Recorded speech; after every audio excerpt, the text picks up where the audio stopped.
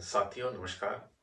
आज हम बात करेंगे अलग अलग पाठ्यक्रम में लगी हुई कुल 8 कहानियों के कथ्य, उनके प्रतिपाद्य, मूल संवेदना, कहानियों का प्रकाशन वर्ष, कहानी कितने परिच्छेदों में लिखी गई है तथा कहानी के प्रमुख पात्र और उसकी भाषा शैली पर। यहाँ पर प्रकरण लिखता हूँ कि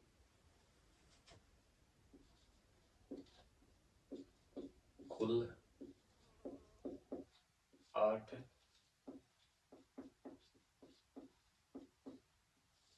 कहानियों के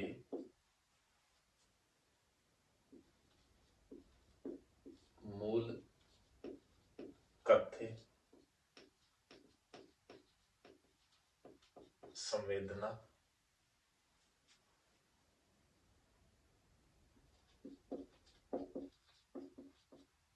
प्रकाशन वर्ष एवं प्रमुख पात्रों पर। प्रमुख पात्र कि उस कहानी में प्रमुख पात्र कौन कौन से हैं। पहली कहानी है उसने कहा था। कौन सी कहानी है?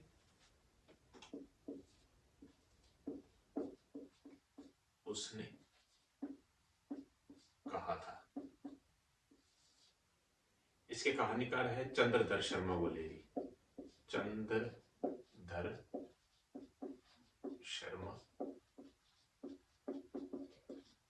गुलेरी। चंद्रधर शर्मा गुलेरी। चंद्रधर शर्मा गुलेरी जी की कहानी उसने कहा था। इसका प्रकाशन सन 1915 में सरस्वती पत्रिका में हुआ था। कुल 5 परिच्छेदों में ये लिखी हुई कहानी है। इस कहानी का जो मूल कथ्य है वह एक असफल प्रेमी लहना सिंह के पूर्व प्रेम की मधुर स्मृतियों के आधार पर प्रेमिका के प्रति और पुत्र की रक्षा में आत्म बलिदान की एक कथा है। ये प्रेम में त्याग की या कहें कि प्रेमोत्सर्ग की बेमिसाल कहानी है। तो मैं इसका मूल कथ्य लिख देता हूं। इस कहानी का मूल कथ्य, अगर प्रकाशन वर्ष की बात करें, प्रकाशन वर्ष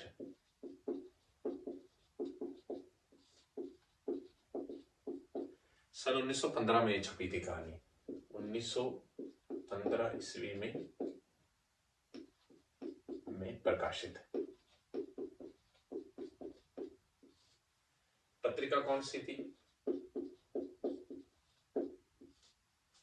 तो सरस्वती पत्रिका में सरस्वती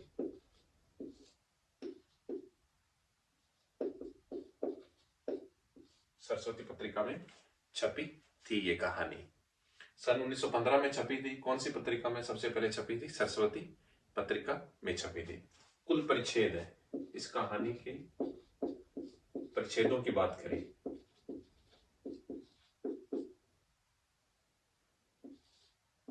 तो कुल 5 परिच्छेद है।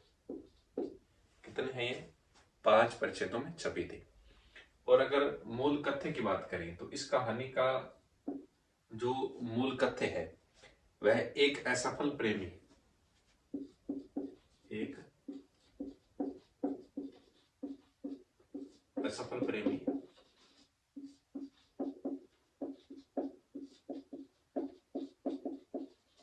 एक असफल प्रेमी लहना सिंह के पूर्व प्रेम की, लहना सिंह के पूर्व प्रेम की मधुर स्मृतियों के आधार पर, मधुर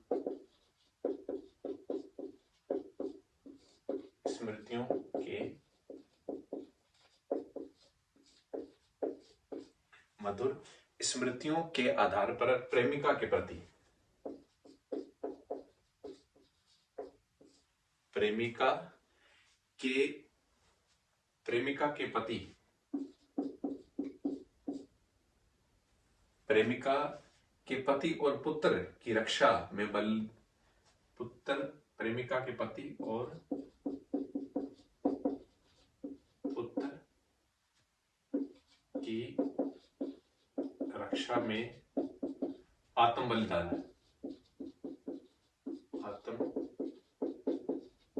बलिदान।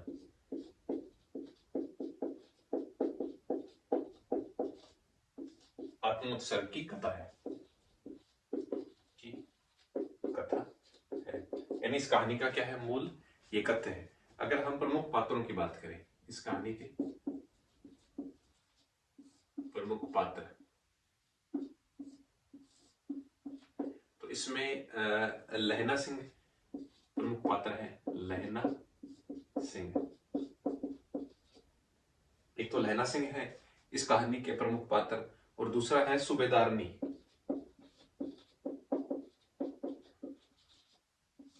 लहना सिंह है, सूबेदारनी है, और सूबेदार हजारा सिंह है। सूबेदार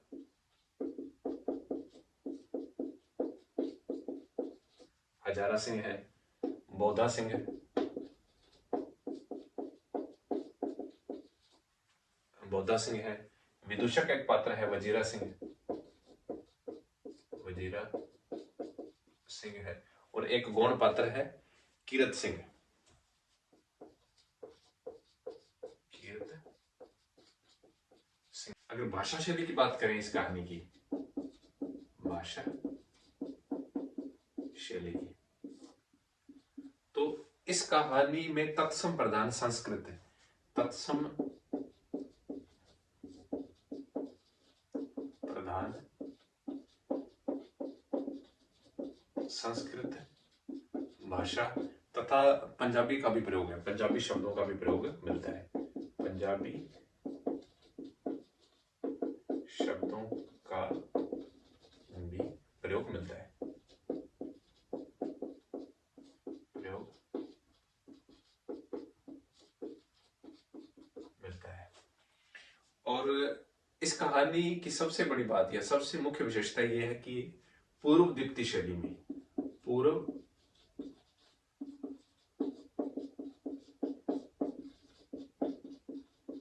दीप्ति शैली, या जिसको कहें कि फ्लैशबैक मेथड, फ्लैशबैक मेथड शैली में लिखी कहानी है ये। ठीक है। अगर उद्देश्य की बात करें इस कहानी के, तो प्रेम में त्याग एवं कर्तव्य की मार्मिक कथा है। उद्देश्य की बात करें,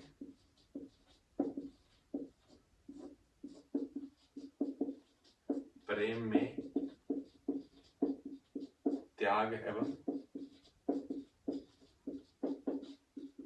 कर्तव्य की कथा को इस कहानी में पुरोया गया है, इस कहानी में पुरोया गया है। तो ये कहानी थी उसने कहा था। इसकी मुख्य मुख्य बातें मैंने बताई आप लोगों को। प्रकाशन 1915 में सरस्वती पत्रिका में कुल 5 परिच्छेदों में लिखी गई कहानी है। चंद्रधर शर्मा गुलेरी इसके कहानीकार हैं। अगर मूल कथ्य की बात करें, असफल प्रेमी लैला सिंह के पूर्व प्रेम की मधुर स्मृतियों के आधार पर क्या है, द्रौपदी पुत्र की रक्षा में आत्मबलिदान की ये कथा है। और मुख्य पात्रों की बात करें तो उसमें लहरा सिंह, सूबेदारनी, सूबेदार हजारा सिंह, बोधा सिंह, वजीरा सिंह और एक गौण पात्र कीरत सिंह भी इस कहानी में दिखाया गया है। भाषा शैली की बात करें तो तत्सम प्रधान संस्कृत भाषा के साथ साथ इस कहानी में पंजाबी शब्दों का भी प्रयोग मिलता है। फ्लैशबैक मेथड शैली की यह क्या है, हिंदी साहित्य की प्रथम कहानी है। और अब बात करेंगे हम दूसरी कहानी।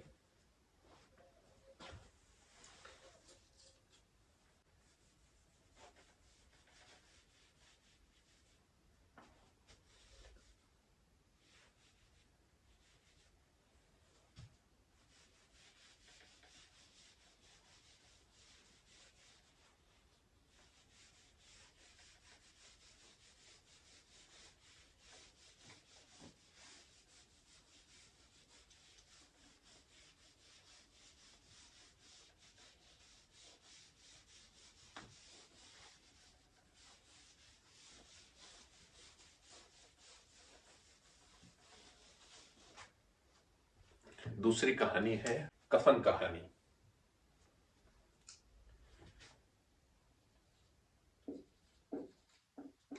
कफन, और इसके कहानीकार है मुंशी प्रेमचंद। मुंशी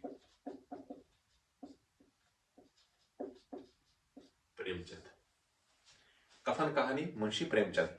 इसका प्रकाशन वर्ष है 1935। 1935 ईस्वी। पहली बार ये कहानी उर्दू की जामिया पत्रिका में प्रकाशित हुई थी। उर्दू की जामिया पत्रिका में क्या है, इसका प्रकाशन हुआ था 1936 में। उसके बाद क्या है, 1936 ईस्वी में चांद नामक पत्रिका में छपती है ये कहानी। चांद पत्रिका में क्या है, इसका प्रकाशन होता है। अगर कुल परिच्छेदों की बात करें, यह 3 परिच्छेदों में क्या है, बटी हुई कहानी है। कितने परिच्छेदों में बटी हुई है? 3 परिच्छेदों में यह बटी हुई कहानी है। कफन कहानी के मूल कथ्य और प्रतिपाद्य की बात करें तो इसमें मानवीय संवेदना, मानवीय मूल्यों के खंडित होने और मृत नैतिक बोध की कहानी है।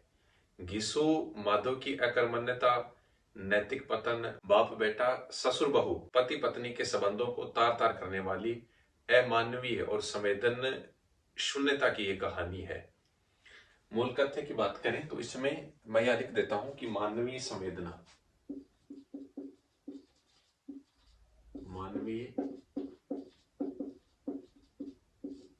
मानवीय संवेदना, मानवीय मूल्यों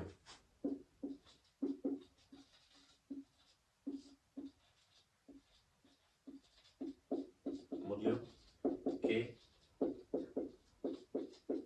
खंडित होने, मानवीय मूल्यों के खंडित होने, मृत नैतिक बोध की, मृत नैतिक बोध की, मृत नैतिक बोध की कहानी है। इस कहानी में घीसू माधव की अकर्मण्यता, घीसू माधव की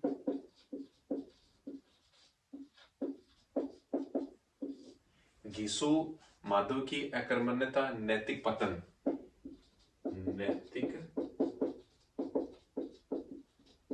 पतन, बाप, नैतिक पतन, बाप बेटा, ससुर बहू, ससुर बहू, पति पत्नी के संबंधों को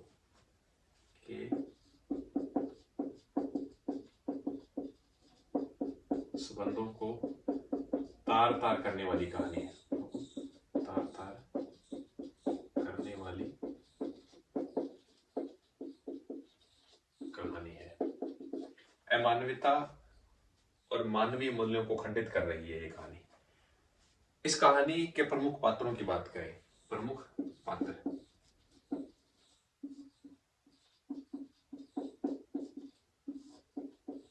प्रमुख पात्रों की बात करें तो इसमें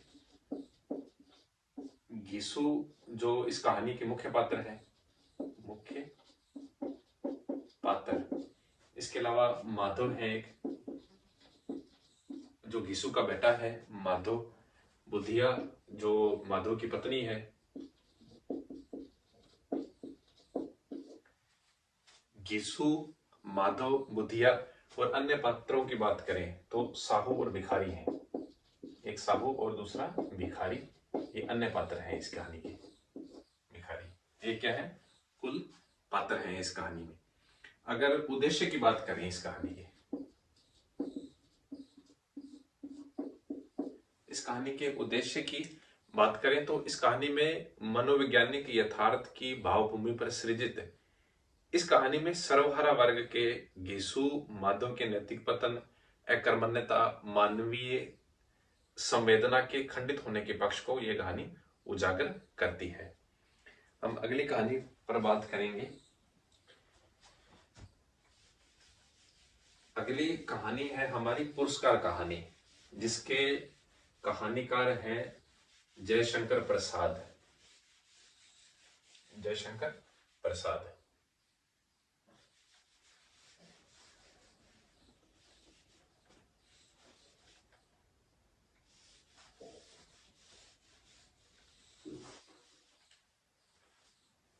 जयशंकर प्रसाद।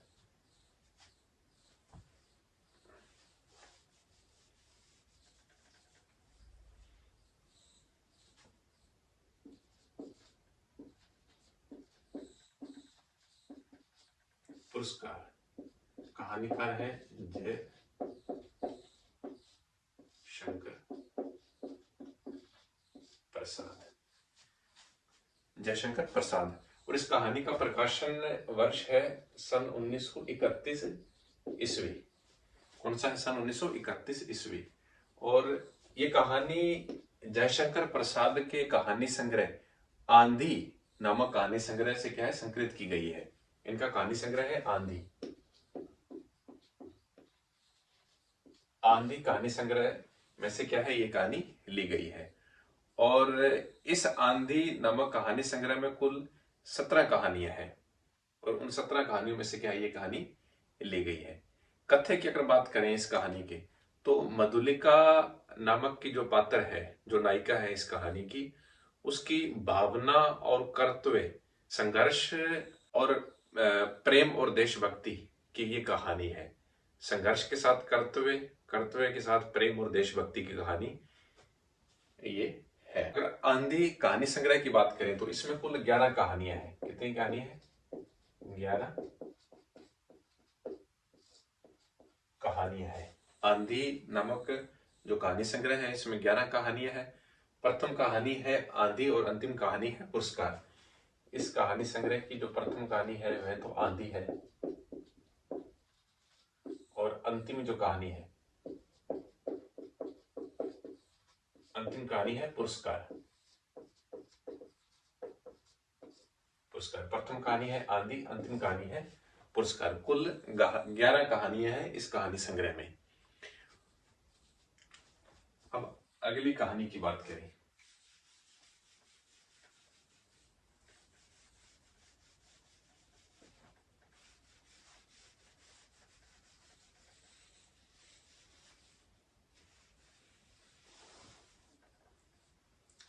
अगली कहानी है सच्चिदानंद हीरानंद वात्स्यायन अज्ञे की कहानी रोज। कौन सी कहानी है? रोज कहानी।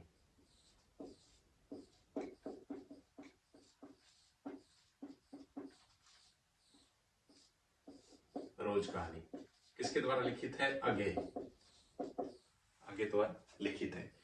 पहली बार ये कहानी गैंग्रीन नाम से क्या है, छपी थी। ये कहानी 1934 में इसका जो प्रकाशन हुआ था, 1934 ईस्वी में क्या है, इसका प्रकाशन होता है। और अगर कथ्य की बात करें तो इस कहानी के कथ्य मध्यवर्गीय दाम्पत्य जीवन की नीरस, बुझे, धुंधले या कहीं की एक रस तथा सारहीन जीवन की कथा है। शुरुआत में ये कहानी गैंग्रीन नाम से छपी थी। अगर पात्रों की बात करें तो इसमें पात्र है, प्रमुख पात्र, प्रमुख पात्र इसमें कथानायक पात्र है एक तो, कथानायक, और मालती जो कथानायिका है इस कहानी की, मुख्य पात्र कथानायिका। महेश्वर है, महेश्वर इस कहानी के और इसके अलावा इस मालती और महेश्वर की बेटी टीटी है। इनका एक पुत्र है छोटा जिसका नाम है टीटी, वो है। यानी कि इस कहानी के ये पात्र हैं। ये उत्तम पुरुष शैली में, आत्मकथात्मक शैली में लिखी गई कहानी है। उत्तम पुरुष शैली या कहीं आत्मकथात्मक शैली, आत्म कथात्मक शैली में लिखी ये कहानी है। अगली कहानी की अगर बात करें,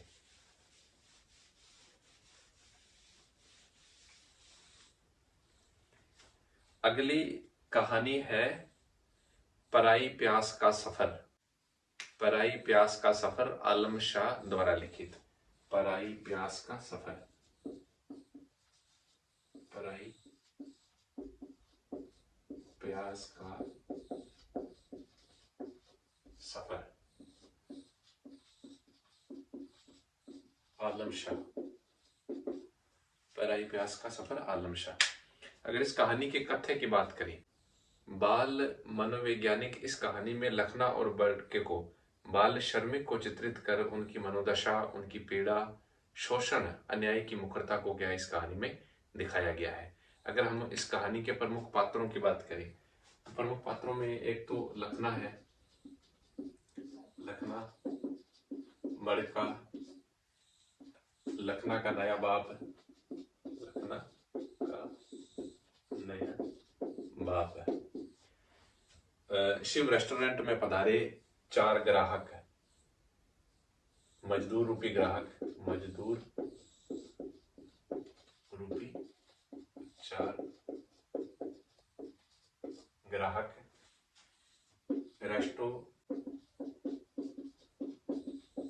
रेस्टोरेंट एवं होटल का सेट, होटल का सेट, ये क्या है इस कहानी के प्रमुख पात्र हैं।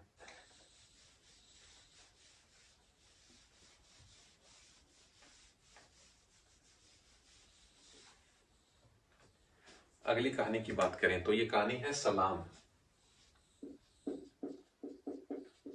सलाम कहानी ओम प्रकाश, दलित लेखक ओम प्रकाश वाल्मीकि द्वारा लिखित कहानी, बहुत खूबसूरत कहानी है। सन 2000 इसका प्रकाशन वर्ष की बात करें, प्रकाशन वर्ष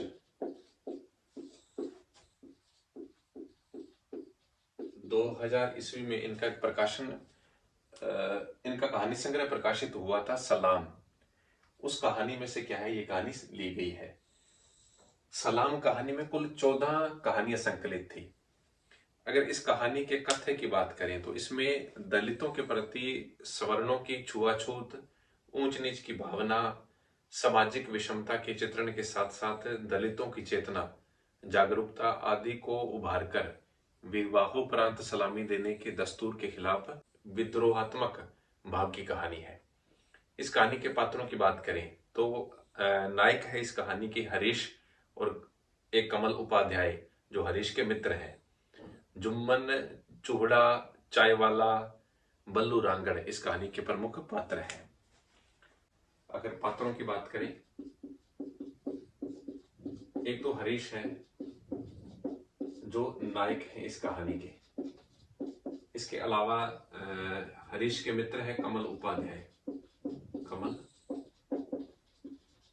उपाध्याय, और कमल उपाध्याय के बाद जुम्मन चूहड़ा, जुम्मन चूहड़ा, ये हरीश के कौन है, ससुर है। और चाय वाला एक पात्र है, चाय वाला, और बल्लू रांगड़, बल्लू रांगड़, ये इस कहानी के प्रमुख पात्र हैं।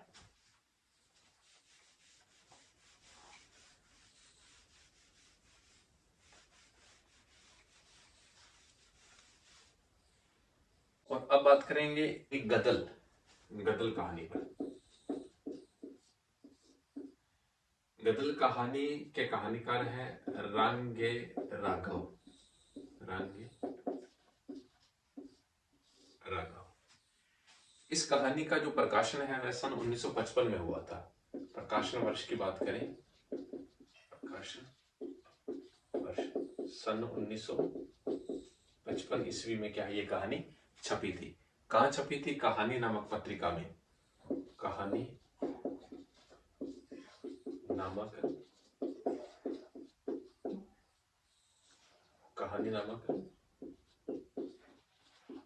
पत्रिका में इस कहानी का क्या है प्रकाशन होता है। कहानी नामक पत्रिका के जनवरी अंक में यह प्रकाशित हुई थी। रांगे राघव की संपूर्ण कहानियां नामक पुस्तक है, उसमें क्या ये कहानी शामिल की गई थी। अगर इस कहानी की कथ्य की बात करें तो कहानी में प्रेम की केंद्रीभूत संवेदना की ये कहानी है।